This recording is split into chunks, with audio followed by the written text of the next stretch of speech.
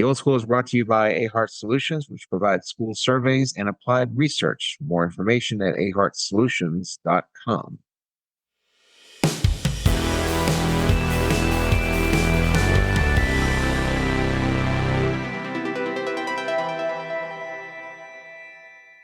There we go. Good morning, I think.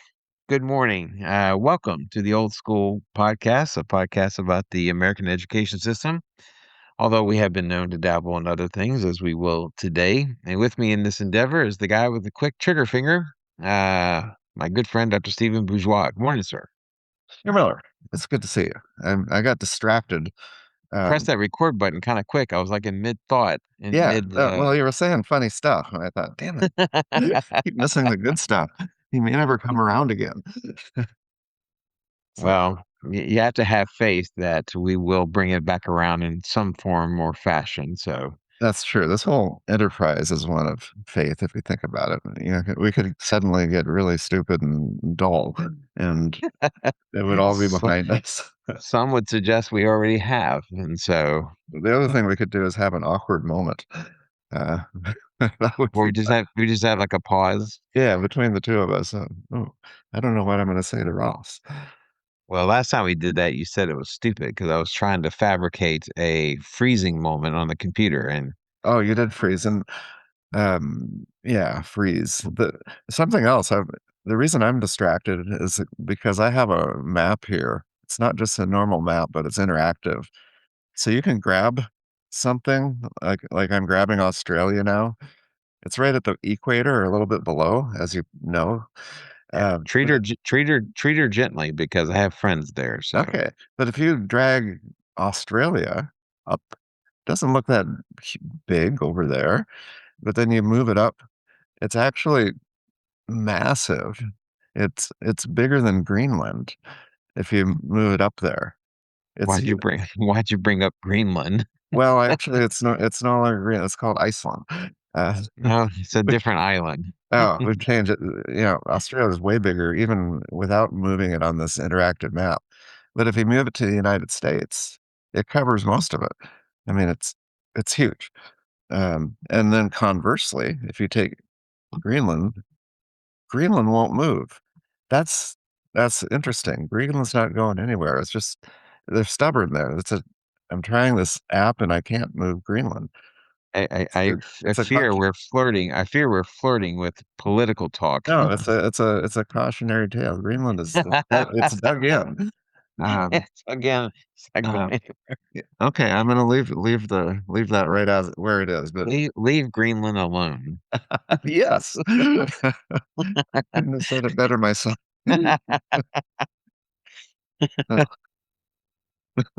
But I can't tell you though how many times. Okay, so for our listeners who are not as adroit in the various map projections that are out there, it is the Yeah. Mercator map, which has given Greenland the rather unreasonable and, as it turns out, inaccurate reputation of being a massive landmass. Yeah. As the Mercator projection elongates and makes larger things closer to the poles, Yeah. whereas things along the equator are at its most accurate size relative to other places around it. Right. And so, so geography talk there. That's right. And now I know how this thing works. You have to type in the name. That's why Greenland was immovable, but now it isn't. And it is. It's relatively small. It would look like the Louisiana Purchase. You Okay, have well, I mean, that's a significant chunk. It Oh, it is, doubled. but I mean, it has this foreboding. It looks bigger than Canada and almost the United States together without that little bit of insight. So, but yeah, just if you ever use this, you need to type in what you want to move there, just so you know. Well, again, if you have an understanding of map projections, you have a fairly good idea of relative size anyway, and so you won't necessarily need that particular website. Well, I do. I'm gonna put it in the link for our podcast so people can play it themselves. Have fun with it, boys and girls. Pretend you're the president. I'm so Yeah, I'm very slowly and methodically giving you a transition to our topic because I understand it's really cold in Greenland about now. It is cold in Greenland, but it's not green. And as opposed to Iceland, Yeah, which is not icy but rather green. but you've been there. I've been there. Yes, I one of the greatest trips I've ever taken. You really were there. I know you shared a I am. picture of your food. I could tell. You must have been there. But no, I mean, yes, it's Texas, not unlike the rest of the eastern half of the United States, is experiencing a pretty good dose of cold in winter. And why are you laughing? It's what is it? It's in the teens now or in the 20s? It's like in the 20s.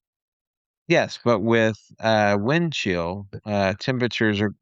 Why are you laughing? That's a Because real thing. Wind chill. I was on a call, a business call with people in Minnesota, and before I got out, I was normally we talk about something, and they were going to probably ask me about the storms in Texas. They said it's minus 40 right now in Minnesota, and Yes, it's colder. it stopped me mid sentence. It's minus 40 with lake effect and chill and all that stuff that you remember growing up in the rough. Minnesota doesn't have lake effect weather. That's Illinois and Wisconsin and Michigan, There's lakes around there. Ohio. There- There's no there- lakes near there's lakes in Minnesota, but nothing of the sort that you would find like in the Great Lakes. Well, let's pull up the map. It is the land of 10,000. I don't need a map. I know exactly where Minnesota is. Well, And let me tell you something. Minnesota getting hoity about the fact that they're colder than we are. That's the only thing they have over us. well, if you live in Duluth, I meant to say they lived in Duluth. They're right on Lake Superior, so they get a little. No, I don't know where the heck they were, but so you're saying you have to be on a lake? I thought you just need to be in a state that aligns with one. The thing is that the lake effect is that these lakes are so big Yeah. that they create their own weather patterns. Hmm. And so if you are in Ohio or if you're in Illinois, if you're in Michigan who are, fairly connected to these Great Lakes, you're going to get the lake effect. If you're on Lake Erie, if you're in Buffalo, if you're in Cleveland, you're Okay. gonna get it. Now, But Minnesota gets it just because it's way up north. It it's does have some contact with Lake Superior, I believe, but it's just not to the extent that you see in the other places. And so, here's the other side of that. I was listening to the news today, local news about Dallas, and he was get out giving of a here. short weather report, and he said some of these folks live close to Ray Roberts Lake, and they may have some lake effect. No, I heard it this morning. So how big does the lake? It doesn't need to be have the word "great" in front of it. They have 1,000 freaking lakes in Minnesota. It's a cumulative lake effect. They're surrounded by all these lake effects. so it is possible I am incorrect because I Lord knows I can make a mistake. I think you're probably the correct one here, but I'm But grasping but at it's straws. my understanding that it requires a lake the size of what you find in the Great Lakes region to create that extra element that goes into weather. So this weather reporter is full of crap talking about a lake effect from a reservoir in North Texas. I don't want to say full of crap. That would, that I seems don't kind want of to harsh. cast aspersions. No, of course Uh, not. um, But it would seem to me that it would have to be something of a more sizable nature. You can't live next to a pond and then no. complain that it snows more at your house than it does at the house down the street. So I think there is a tipping point as far as how big the body of water must be. So go back to the minus 40 degrees plus wind. So they have a little more robust of a condition to deal with than Sure. we're talking about. It's nice. Have you been outside? It was rather pleasant right Yeah. now. Well, yes, I've been outside. Yeah. But I mean, the idea of winter, it is kind of curious. I've had people that I know who question why I live in Texas. I think they have other things in mind, but one of the things that they mention is the heat. And so, every place has got something. The idea though of winter has always been kind of like a magical time. it's strange that it has that magical quality because, in essence, winter is meant to be the decaying, the deadening of our ecosystem for a time until spring rolls back around and baseball starts and the flowers start to bloom and people start to skip and feel happier. But that winter has this reputation. What has a reputation that covers a lot of territory? It can be seen as magical. It can be seen as contemplative. It can be seen as depressing. There is a mental disorder. It's not to the extent of like serious mental disorders, but it can have serious consequences. It is called SAD, SAD. It stands for seasonal affective disorder. And like people like in Alaska who have like 6 months of darkness or something along those lines, they suffer more greatly from certain conditions that are usually associated with winter. And so whether winter has a lot of qualities to it that people latch on to depending on their experience. So that experience is not present in Texas. We would probably argue. Yeah. I mean, we get a little. I mean, we don't really get snow here. When we do, it becomes these sheets of ice very quickly because the temperature gets low and everything's so flat, and nobody knows how to drive on it, and the whole thing just stops. And we've canceled Monday. It was Friday when they canceled Monday. Just looking at the, they didn't look outside. They looked at the report and said, okay, Monday's bound to be icy. We're not doing it. So they're that Well, far. that's a different complaint altogether because Lord knows there's been times where they have gone ahead and canceled something Yeah, and that day turned out to be quite lovely. yeah, it could be, but they're probably right. But But we the thing don't is, have that. Texas does get its winter. I Yeah. mean, even we're in north central Texas, and so we certainly don't get it to the extent of Minnesota. But if you go into the panhandle of Texas, if you go out west, then you can get some pretty severe wintry mixes or winter conditions. But the SAB, the seasonal, whatever you called it, disorder, Yeah. what's the A stand for? Affected seasonal affective disorder. Yeah. Is that what you suffer from when you get all grumpy for about 4 months at a time? Well, I'm grumpy right now because I have my back hurts and everything else. But I Oh, mean, yeah. Sorry about that, but Herman.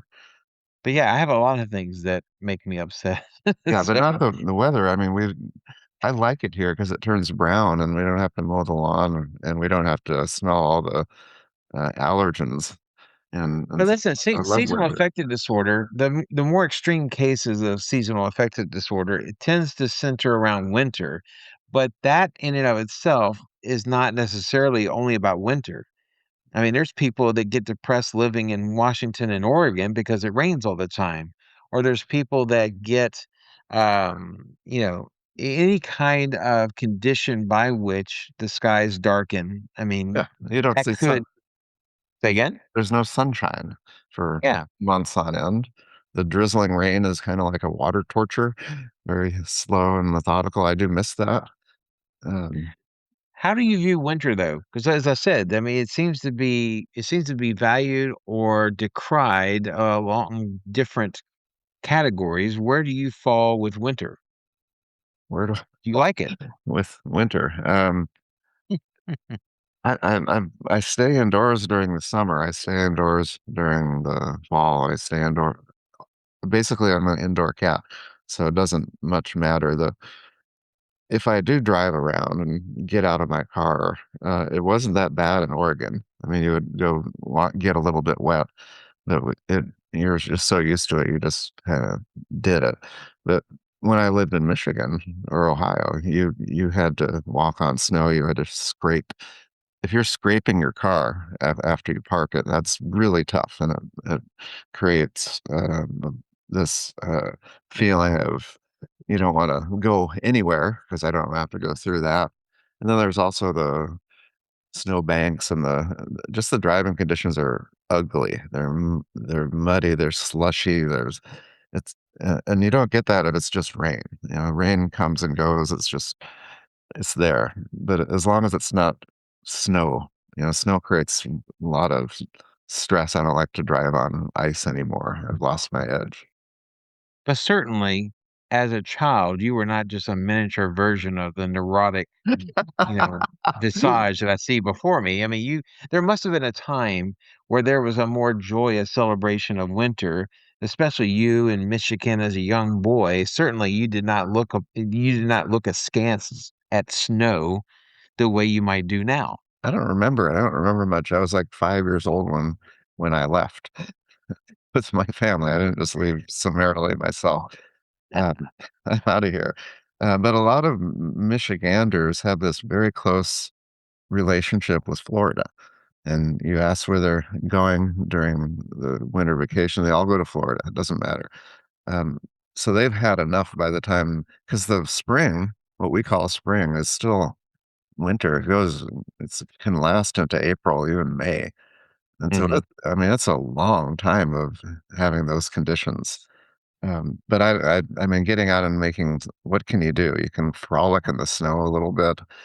Um, Yeah, but that's not, I don't know if I really liked it that much as a kid frolicking. I mean, it was great to miss school. But I remember my toes got cold. I would enjoy sitting in front of the heater back in the house. Uh, but I mean, what are you going to do? I've never been skiing, anything like that. If you don't not just ski on ski. the snow, what do you do in the Yeah, snow? you can sled. You can build a snowman. You can make snow angels. You can make That's it. snowballs and There are throw it at five things people. you can do: sled, snow angels, ski. That's it. That's not S- enough. A snowball fight. Great. That's very How, few. how many things? Think what How you many things do can't you do. need? Think How about many all things the do you things you need? can't do. Can you play tennis in the snow? Can you go for, I guess you could go for a walk, but you can't do any sports. You don't want to Of go. course, you can do sports. What? You gonna play hockey or something? Play hockey. You can curl. You can do curling. You can Nobody does soccer. curling. I mean, as a Soccer is kid, played in did you? soccer is played in the winter. Ross Miller did curling when he was a little kid. I did not do. I didn't do curling, but I'm sure there's some people that can do curling. You could do ice fishing. Have you done that? No, because I Uh, I don't live in Minnesota, no, I wouldn't so like count the days down until, oh, I can't wait till it gets cold. Doesn't make sense. your argument doesn't make sense. So you're telling me that the sole emotion and feeling that you have about winter, dating all the way back to when you were a boy, apparently bereft of joy, is that it's a completely negative thing, Uh, Well, we just got more rain. It just rained, and it didn't like rain hard. It was just this drizzle. And when it got close to January, early February, it would hover right near freezing all right? the time. So it was unpleasant. It was cold, sometimes borderline icy. So you always had to be aware, is it icy out here? You had a good eye for that when you were driving. But Right. no, I prefer the about 1 month we have in Texas, probably November, when things are brown. There's no more lawnmowers coming up, but then it does get cold here, and it's windy, and when it's cold and windy, it's unpleasant. I remember that as a tennis coach. I mean, if it was less than 50 degrees and windy, it would be really uncomfortable out there. And then the panhandle, of course, where there's nothing to stop anything, much Right. less wind. That cold and that wind create some pretty rough qualities up there. Yeah, so I'm not a fan. I like to look at it on postcards.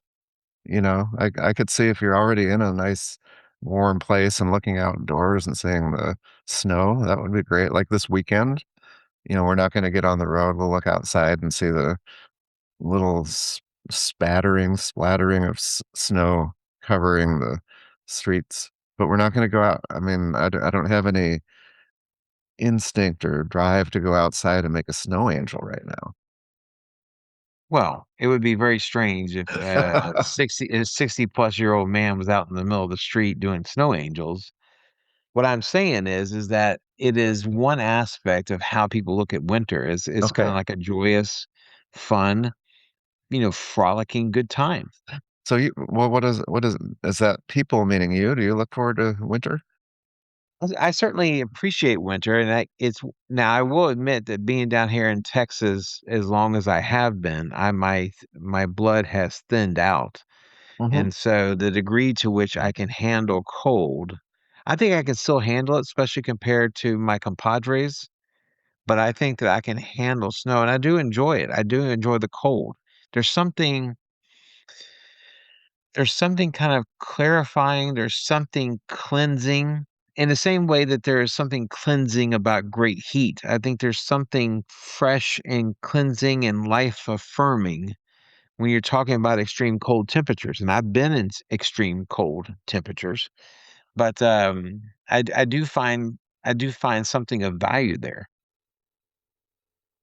So you used to be outdoors in Baltimore in the winter, Yes. slushing around there in the um I only know Baltimore from watching The Wire, but it seemed like they all had gloves on and hats.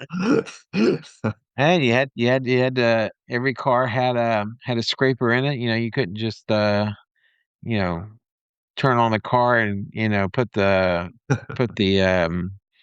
what's the hell looking for, the word I'm looking for, the defrost action on high. You got to go out there and you got to scrape stuff. And so yeah, so there was my experiences in the cold as a child. As I grew older, I took on more of the responsibility of the work that goes into dealing with cold or snow. But yeah, we had plenty of chances to do that when I was in the military. I had time in very cold Really? conditions, and Can you and share so where that was? Norway. You were were you on the ski patrol? No, but we were doing cross country ski related activities. Yes. Really? Do you have Yeah. photographic evidence of this, Herr Miller? No, I did not have a camera with me at the time. What'd you think of Norway? 'Cause that's actual Um, I mean, we're talking real winter. That's very far north. It's interesting that these places that are far north, for one thing, they usually always find themselves near the top of the happiness index. We've talked about this before. This is a Yeah. geographical, cultural kind of thing. And I wonder if some of it has to do with the winter, because now seasonal affective disorder, one of the reasons why people have trouble with this is because winter can be isolating. Winter can reduce movement, it can reduce interaction. But for some reason, because of areas that have extreme cold, they've also created a culture surrounding that. And so in Norway, or other cultures that are way up north, you might have a sauna, you might have, uh, ice fishing. It follows along a German concept that there's no such thing as bad weather, only bad clothing. And so you dress for the occasion and you go out and you live your life. And so I think that you can understand why people get sad during winter because of what it creates. But there's also this other side too. For example, do you find winter to be a time of contemplation? Compared to the rest of the year? Um, Yeah. I don't know if there's much difference. It's hard to be real contemplative when you have 100 degrees outside, I guess. The shorter days makes a difference, so when it seems to, I do like it when the days are shorter, as far as going to I, bed earlier and so forth. the nights So are longer. yeah, all of that. Uh, Robert Frost, yeah. his poem about, stopping by woods on a snowy evening had some very famous line, but I have promises to keep and miles to go before I sleep. But the beginning of that poem talks about him kind of, going through his village, his woods are filled up with snow, his horse is kind of weirded out because there isn't a farmhouse nearby, but it's all a bunch of woods and frozen lakes, the darkest evening of the year. And so there's parts of it that looks at snow and looks at winter as something to look forward to. I think there is something contemplative about winter, in the same way that one poet once said that the desert is filled with nothing but sand and God. I think you can have a similar kind of reaction to the snowy expanses that you might find, say, in Norway or Sweden or Canada or what have you, that all of these things have elements to it that encourage contemplation and encourages evaluation or maybe a reevaluation. So I think more about Franz Kafka and the castle where he's trouncing through the snow, the main character, and the castle is in the distance. And as he tries to approach it, the castle He's going away. keeps going further away, and Yeah. his feet are essentially stuck in the snow, and he has to be dragged out of it, and it becomes an encumbrance. But there's a threatening aspect to it as well. Imagine if our power went out. Suddenly, we would actually experience winter. We don't experience much with our modern conveniences. Well, most people up here in North Texas would say we don't have to imagine it because it happened a few years ago, if you recall. That was really I don't know what your bad. situation was, but Yeah, it had more to do with water.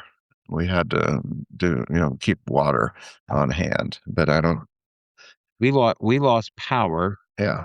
and then we lost access to clean water.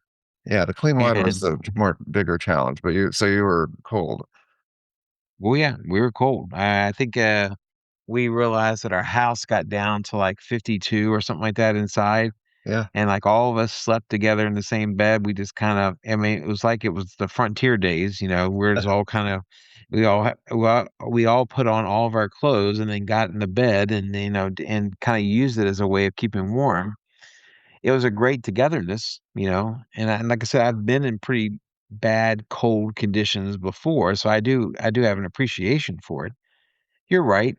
Winter doesn't hit quite the way it used to because we have the means to offset it.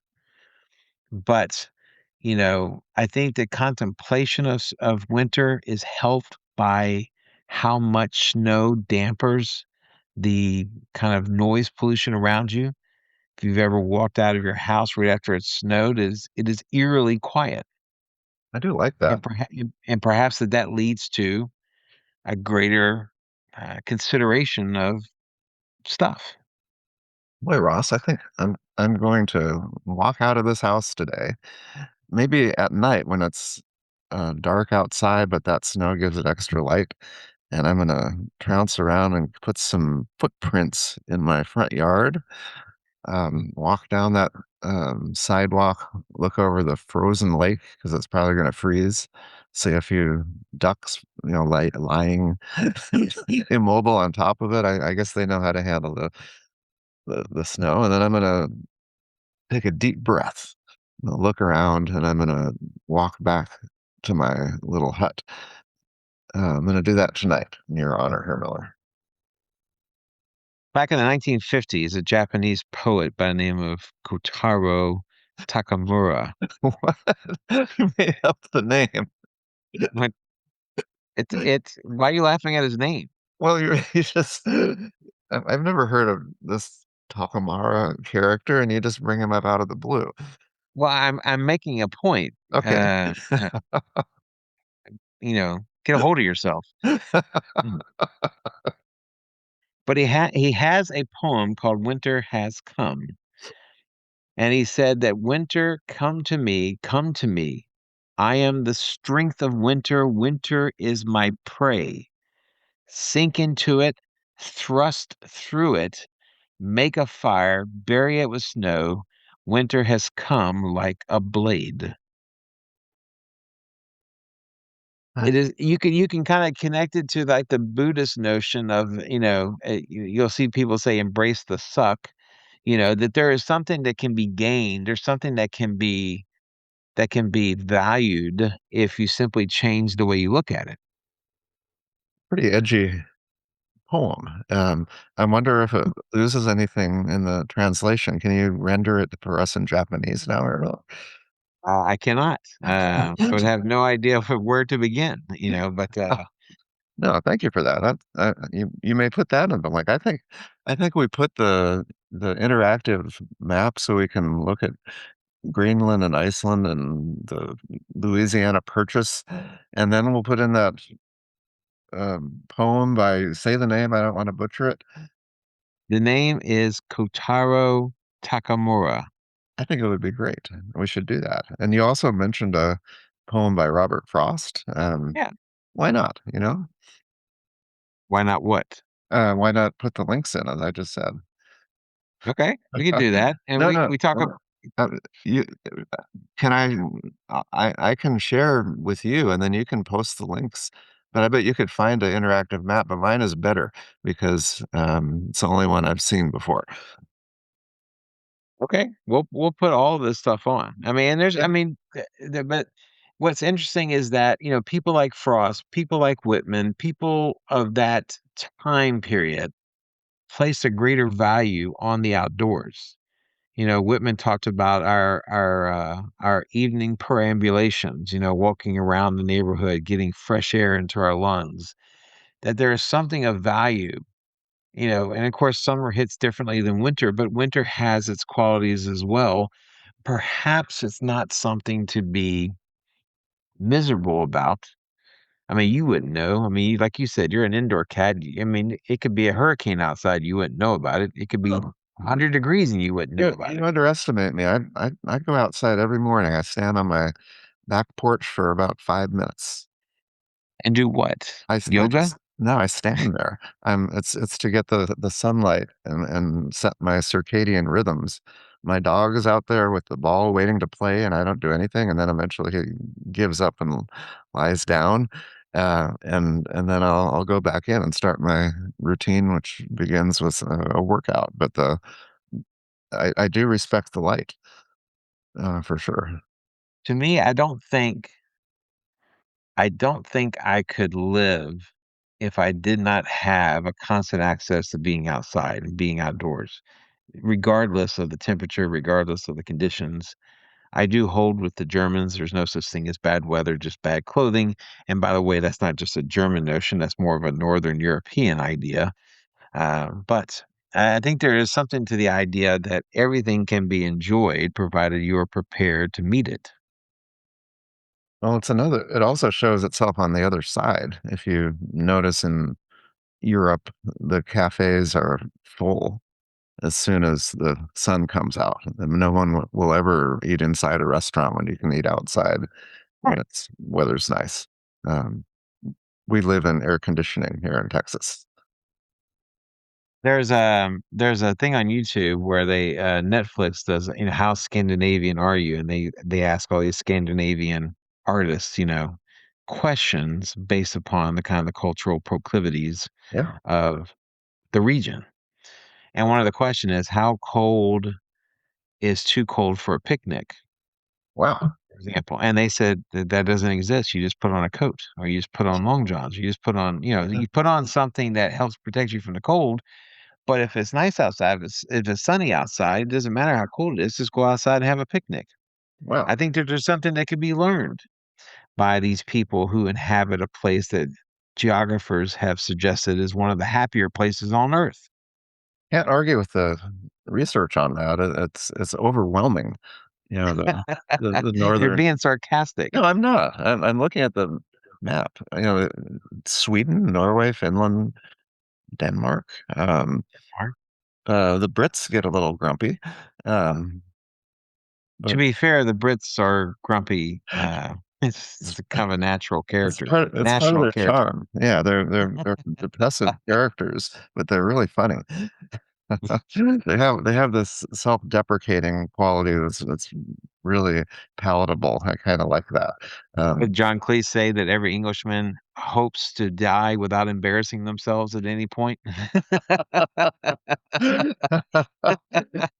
That's the British character. That's the English character. Yeah, I yeah. don't know if you would extend that to the Scots or the Welsh or the Irish, but I don't know, but there is something to that. So we need to think more about getting out of doors. We as in I. yeah, I think you're right because you don't like to be inside that much. You feel like a caged animal at some point. I've seen it in like faculty meetings. I feel like you don't just want to walk outside. You want to go out, just leave, walk into the distance.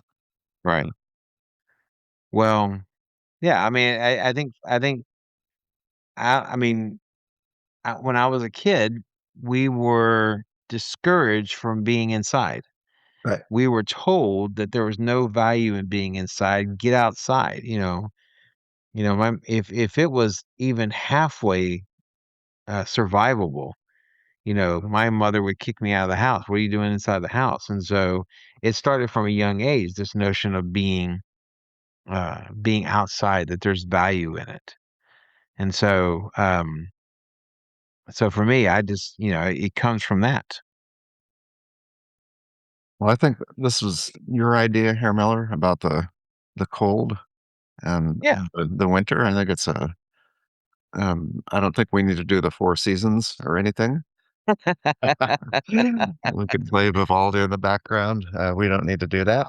Um, but But it's on our mind. I'm looking outside. I'm facing outside, and I see a snowy, not quite frozen tundra, but pretty close. And so there's something exciting about it. we haven't seen Yeah. snow in like 2 years. When I taught high school, if it snowed, some of my kids said, "I've never seen snow before." And I said, "Okay, we." I don't ever take my class outside, but if you've never seen it before, we have to go. Yeah. But I mean, that just surprised the heck out of me when I moved to Texas and it was snowing and the kids said, "I've never seen it in my life. What do we do?"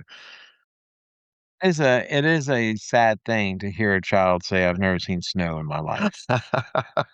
Yeah, I mean, you've went through I mean, you it's sort of stunning because in most places, there's always a little bit of snow, but we I mean, we haven't had a bad weather since that last one, which was how many years ago? The snow A apocalypse? few years back now, yeah, Years this back, yeah. Snowmageddon, and Snow is that I what do they don't know. call it? I don't know. They called it Snowmageddon, something. snow apocalypse, whatever it is. No, It's you no great turmoil can be survived unless it has a cute name that it can be called on the news and in yeah, pop and culture. I wanna be I wanna compose the theme song for these crises that happen internationally or on the news, because within minutes, they have a they have a name for it and a theme song, you know? I wanna write one for the snow apocalypse. A constant cryon at the bottom that kind of talks about all the particulars of the tragedy or the issue, and Yeah, then there's the piano interlude. yeah. But it is fascinating that nobody is outside right now. If you wanna go out on the roads, I would imagine in Texas, there's nobody driving. Okay, well, if you're talking about driving, Yeah. then some people are best to stay home because they have Yes. no business being Yeah, out there in this the is a first place. public service announcement in Texas. Yeah. Don't do it. You don't know what you're doing. Yeah, You're embarrassing yourselves. yeah. If you drive gingerly up a bridge, Yeah, you should not have left the house. you you're causing more problems than you can imagine at that point. But And then what you should see is you should see people walking, you should see kids playing, yeah, you should see a sense of community that snow can often create. that would be great.